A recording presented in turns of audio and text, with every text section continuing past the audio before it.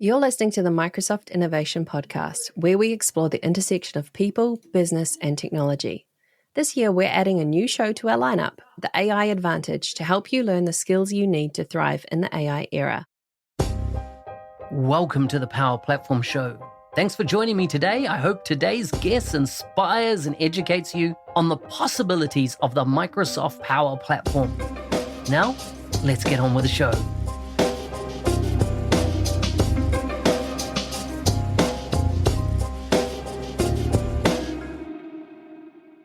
In this episode, we'll focus on AI and cybersecurity. Today's guest is from Greater Bournemouth in the United Kingdom. I don't know that I've ever been there. He works at CodeStone as a solution partner. He holds multiple Microsoft and non-Microsoft certifications and exhibit a dynamic leadership style championing modernization and application of emerging technology.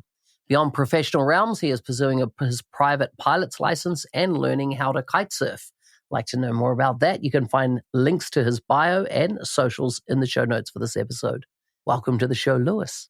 Hello. Good to have you on. Tell us about food, family, and fun. I always like to start with these questions to get a bit of background on what people do outside of their professional lives. Absolutely, yeah. So in terms of food, I do love a curry and a roast dinner.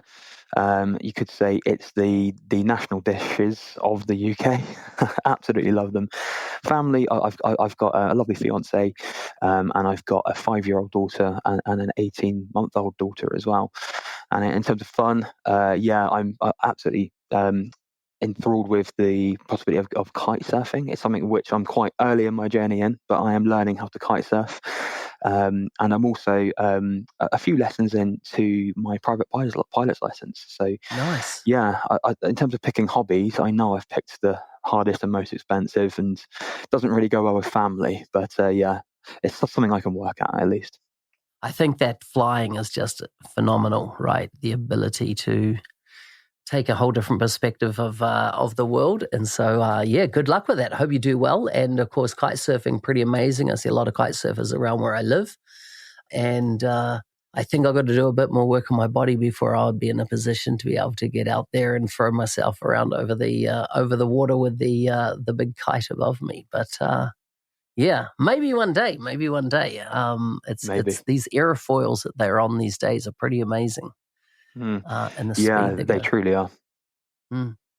Tell me about your career path, your career journey. How did you get into the area of tech you're in today? Good question. So I actually started as, believe it or not, as an aerospace engineer apprentice. So I did that for maybe 5 or 6 years, hence my interest in aviation and getting my private pilot's license. And then I kind of fell into IT. There was a placement available in my apprenticeship. I thought, why not? I'll go sit in the IT department for a few months.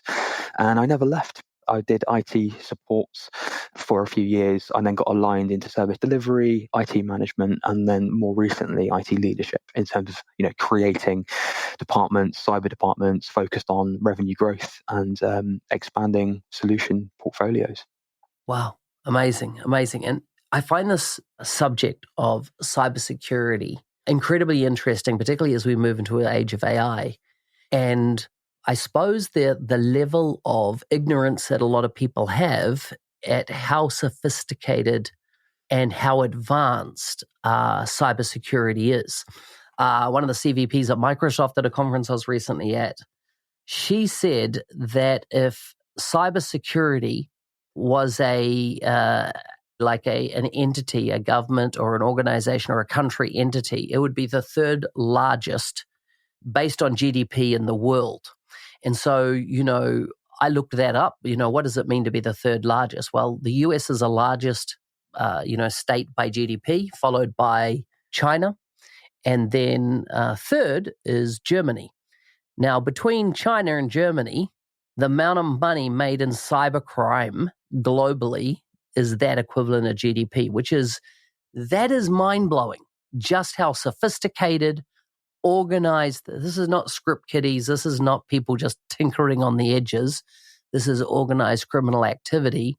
And now we introduce AI into the mix, and there needs to be an increased awareness and education around this area of cybercrime. What are you seeing?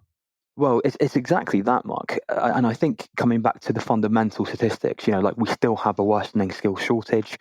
I think that a stat is 50% of all UK businesses have a basic cyber skills gap. The cost of breaches is rising rapidly, and I think last year it rose by just under 2% globally, but in the UK it was 8.1%. Just calling that out because I think that is a fantastic stat. Either UK is being targeted or we're doing something really badly wrong. But I think it comes back to it's never been easier to launch a cyber attack, and nor has there been a better time to.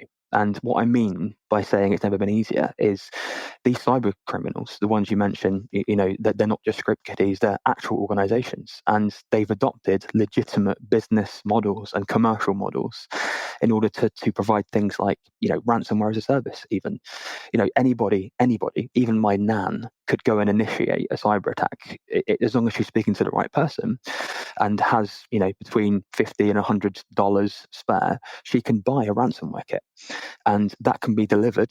And there's affiliate models which ransomware gangs use in order to say, just point us to the target and give us a bit of money, and then we'll share 30% of the spoils.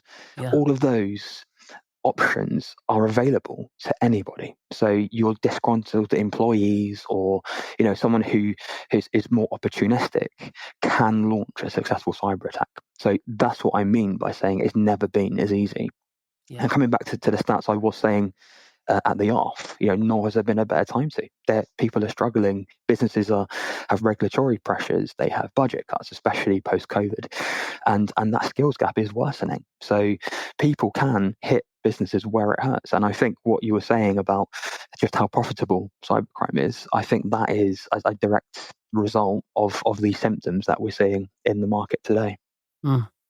What does the role of somebody in your position where you're focusing on cybersecurity, what does the day in the life or the month in the life of somebody like you look like? Or what does it involve?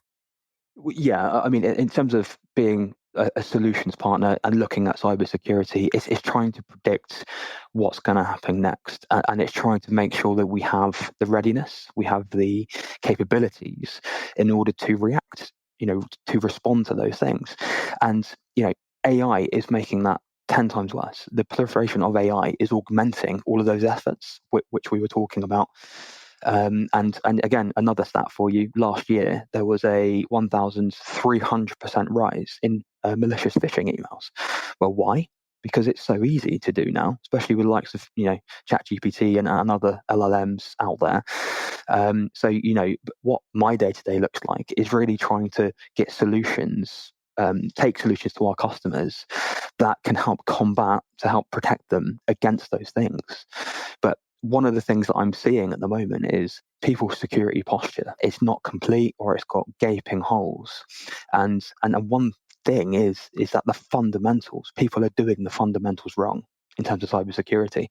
There are organizations out there that I know they don't have MFA applied to, not even 10% of their user base, or sometimes not at all. And if you're not doing that, you are setting yourself up to fail.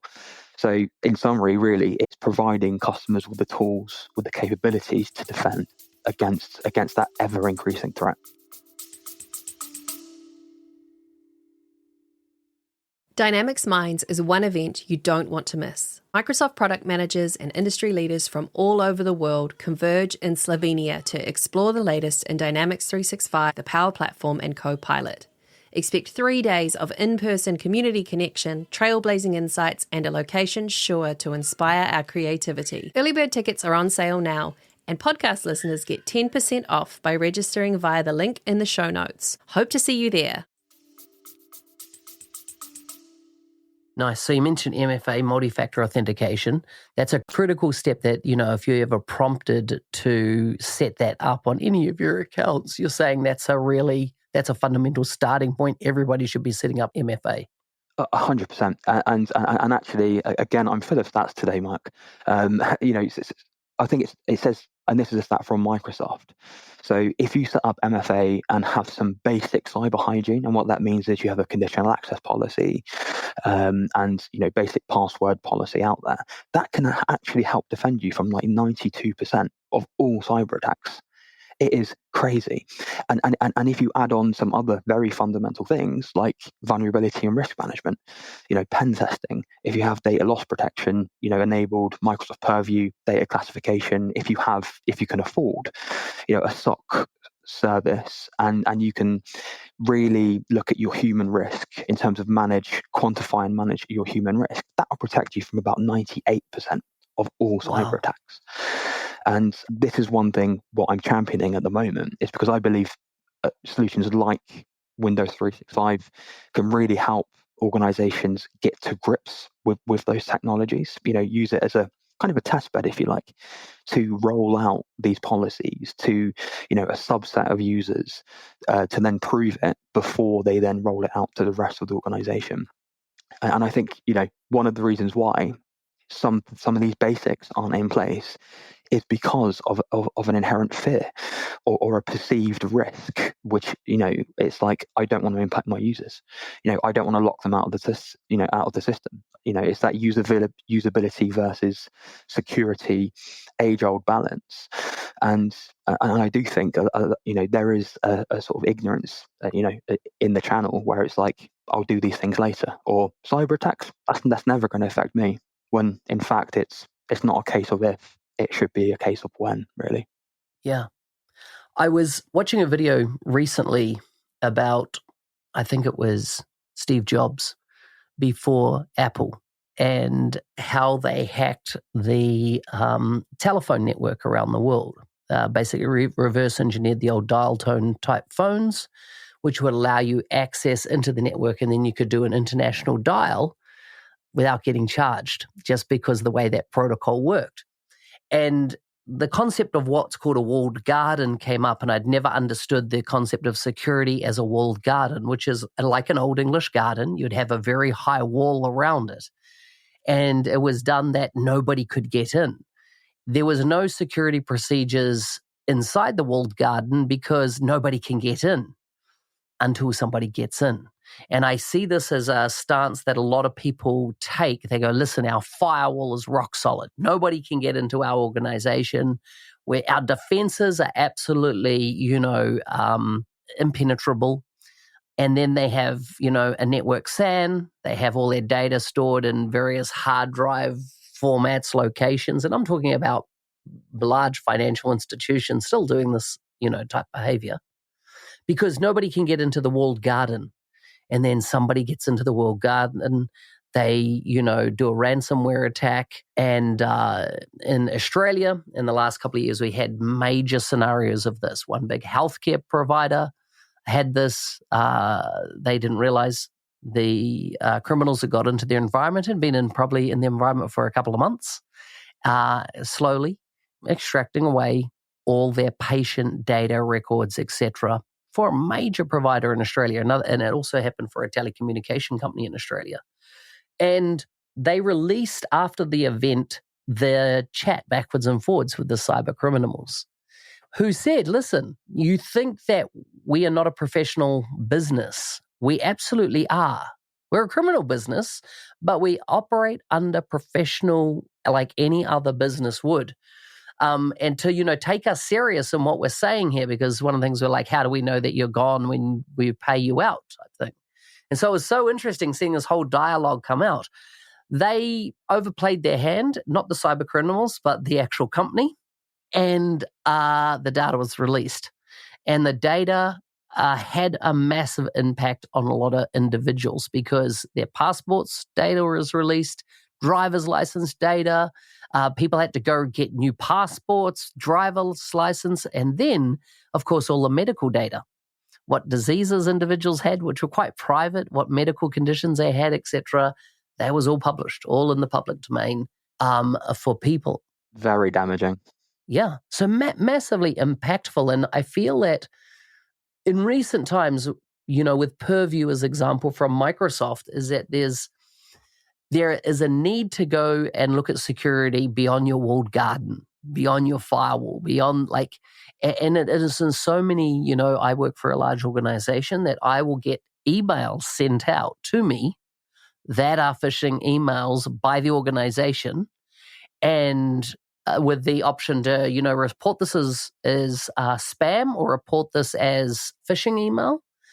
And then I get an email back saying, congratulations, you passed the test, because you identified this email as, and I think there's an amount of education in cybercrime as an awareness. Is that right?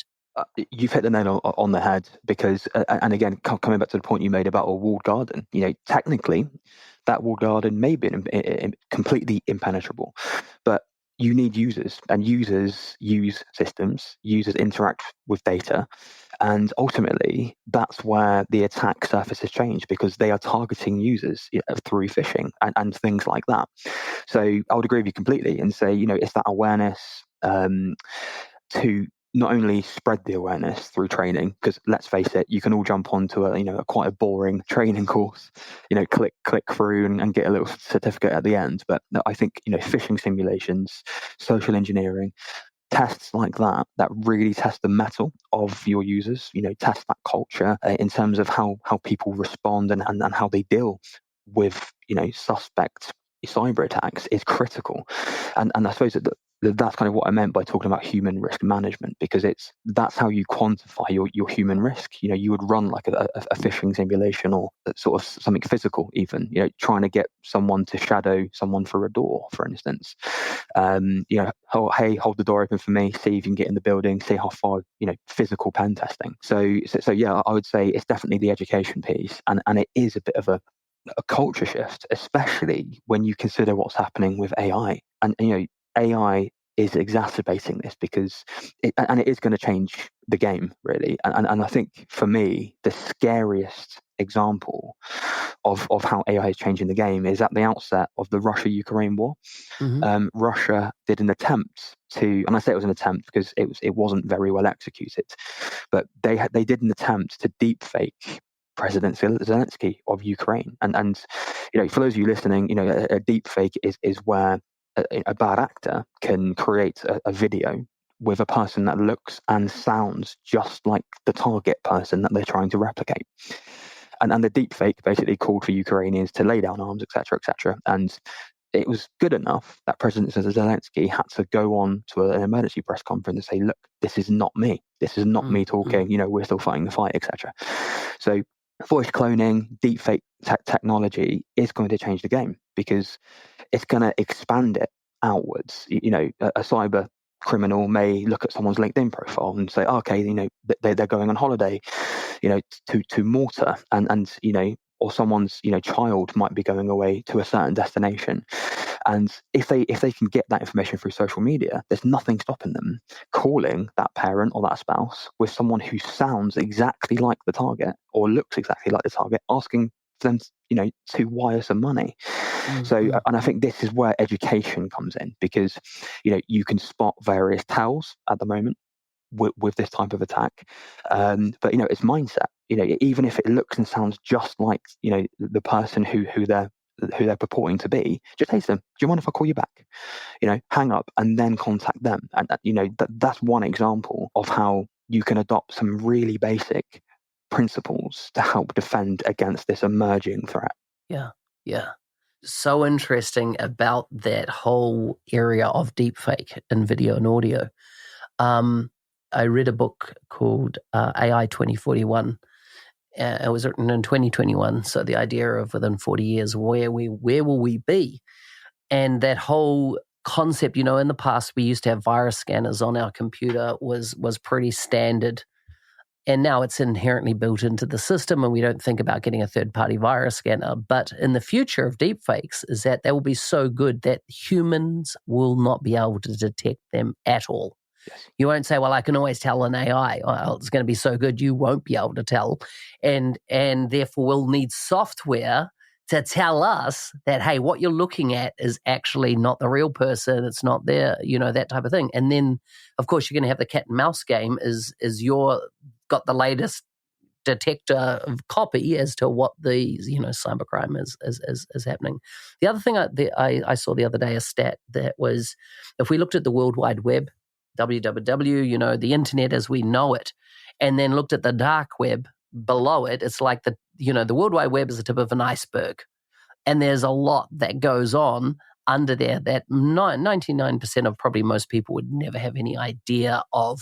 That's right. The element that exists under that layer and that iceberg concept. How does, we've talked about MFA, we're talking about understanding, what looks like a phishing email and what looks like, somebody doing a deep fake. What other type of security postures should people be building into their lives? So yeah, in terms of looking at a security framework, I think it's probably the best way, and the best one, which is widely agreed upon, is definitely zero trust. It's that element of defense in that having fail safes, so that if one system fails, another system will pick it up, but also taking it further to say, well, never trust, always verify, don't, reduce your implicit trust, because that ultimately is how bad actors will spread laterally across a network. It's because of, implicit trust and things that they shouldn't have permissions to, that they do. So it's really those things. So I would say, yeah, zero trust is the primary one. But of course, if you're going, if you're looking at AI, if you're going to initiate a project and try and develop your own large language model, it's also other things like, actually, there is a standard, ISO 42001, which is, a very good sort of benchmark. It's a framework which you can align to, which will help keep you a bit more secure in your AI endeavors. But, fundamentally, ISO 27001, Cyber Essentials Plus, and aligning to a zero trust framework is probably the best things you can do right now. Interesting. I've noticed in the last probably 18 months, maybe a bit longer, Microsoft seems to be investing a lot in the zero trust area, and that inside organizations, things like SharePoint have proliferated across an organization, and in there is often data that's been there for whatever reason. Let's say it's an onboarding form in HR which asks for who's your next of kin, who's your security, your support contact, or in case of emergency. And of course, that's all PII information. And a protocol has been used across organizations called security by obscurity. Nobody knows how to find it. It's there in plain sight, but nobody knows how to access it, so we're all good. And then we introduce AI into an organization. We bring in Copilot. It looks at the Microsoft graph. All those data points are all lined up. And then all of a sudden, a model that is brilliant at understanding patterns and identifying pattern matching, etc., starts to pull all this PII data together because somebody says, hey, what's Bob in accounting? Where does he live? Oh, hello. How much is he getting paid? Yeah, how much is he getting paid? Yeah. Has he got any passwords stored, right? Let's see if there's any passwords or credit cards or anything like that. And so you get this potential for an internal bad actor inside an organization. But then there's just the dumb stuff that people do without thinking because they're busy. I have an incredibly popular name, Mark Smith, very common in the Western world. And the amount of times I get emails sent to me because Mark Smith has been selected in the autocomplete of their email, an attachment has been added, and then I get an email that was never intended for me. I wasn't the intended person by any stretch. I'm talking about loan documents. I'm talking about, so therefore, imagine a loan document, all the addressing details, all the guarantors, the financial amounts, all that all sent to me for my approval. From other countries, And so you get this scenario of people accidentally doing things, accidentally oversharing. I mean, the simplest one is somebody putting in the CC field an internal group, right, which has 1,000 people in that group, and now all those people's addresses are exposed. And, it could be added to an email scam list or anything like that. What are organizations doing to kind of harden up their position, or what technologies or for the accidental threat, made by folks that are not malicious by any stretch, but oopsie? Well, so yeah, to answer the question directly, it's using things like Microsoft Purview, so DLP or data loss prevention policies that, they're super, super important, and that will actively, if it's applied and set correctly, that will actively prevent that type of data being leaked to the, unintended recipient. And then, going a bit further in terms of, classification, label policies of your data. And fundamentally, what it boils down to is having a solid data strategy. You need to, and this is what we're seeing at the moment is, in terms of customers really needing that support in terms of, well, where is my data? Just like you were saying, we've got data all over the place. It's years old. Applying data retention policies to tidy up that data, because of course GDPR states that you can't keep data for longer than what is necessary. Yeah. So comes into regulatory compliance realms as well. But it's discovering where your data is, what it's doing, who needs it, is it still relevant, and then really creating a plan to then classify and label your data so you understand it, and then applying the policies to then control the data so it can't leave the organization if it's got a certain label, for instance. So those things are absolutely crucial. And again, I'll sort of come back to Windows 365, because that is a fantastic tool for, if you've got a remote work, a fully remote workforce, or contractors or temporary workers. You don't have to, give them a laptop with a hard drive full of company data that, someone given enough time and effort could decrypt and sort of take away. Everything's in this secure bubble that they have to connect to. I'm actually talking to you now from a cloud PC. So, the fidelity is definitely, improved from the old days, if you like. But yeah, I think Windows 365 can really help with those early kind of initiatives. But, the whole data and DLP thing is a bit of a task, and it's something which organizations need to spend a lot of time on, and therefore it's not attractive to do, in terms of that effort, that spend.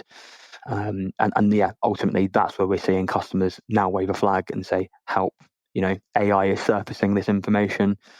And actually, I don't know if you remember what happened with Microsoft Delve. It was kind of similar, wasn't it? In terms of, suddenly users were given this tool where they could go in and then sort of ask questions of data, or see what their colleagues were working on. And it's, you shouldn't see that. And, it comes back to permissions creep, admins, when they're creating new users, just going right-click copy, and instead of creating a brand new one. And we do those things to save time, to be much more effective. But ultimately, it leads to situations like we're in now, where permissions creep and oversharing are definitely problems.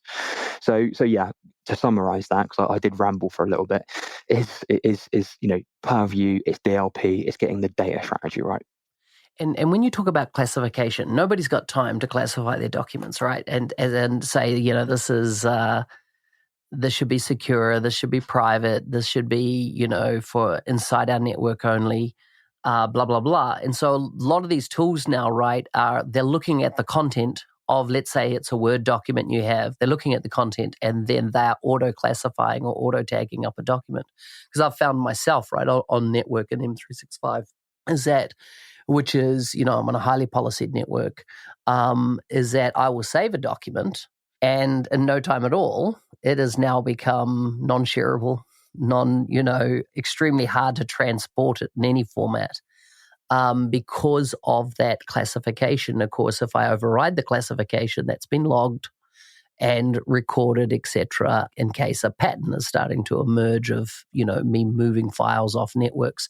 The other thing I've come across with organizations or individuals leaving organizations and going, how can I take some stuff? And not realizing that these days, a robust network will be monitoring, just auto monitoring, not somebody eyeballing it, but will be logging all that and creating a secure or what we call legal hold, right, of what is actually going on. How does that kind of work? And are you seeing that more in the organizations you're working with?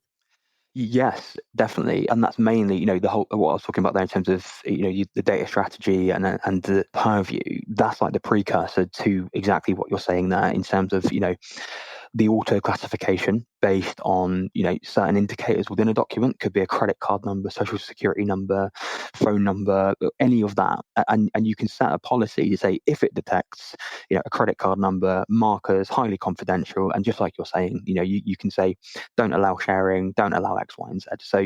So yeah, you can really start having some fantastic control over your data when you get to that point.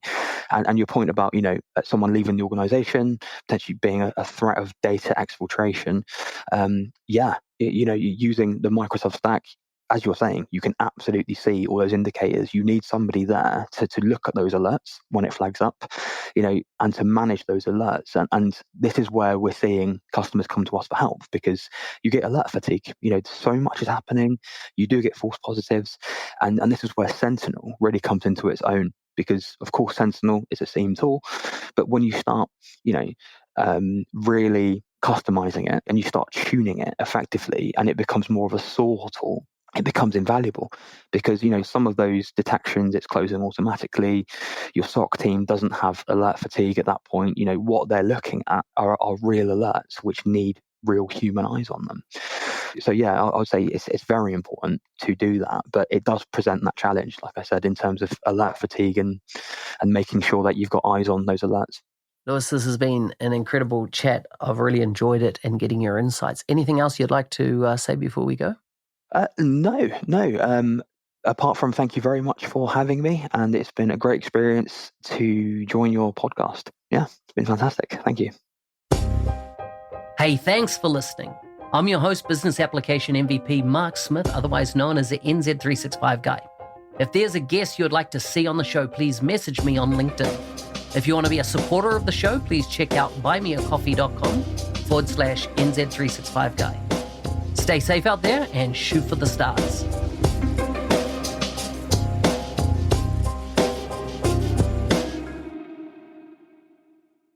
Are you ready to accelerate your career in the Microsoft ecosystem?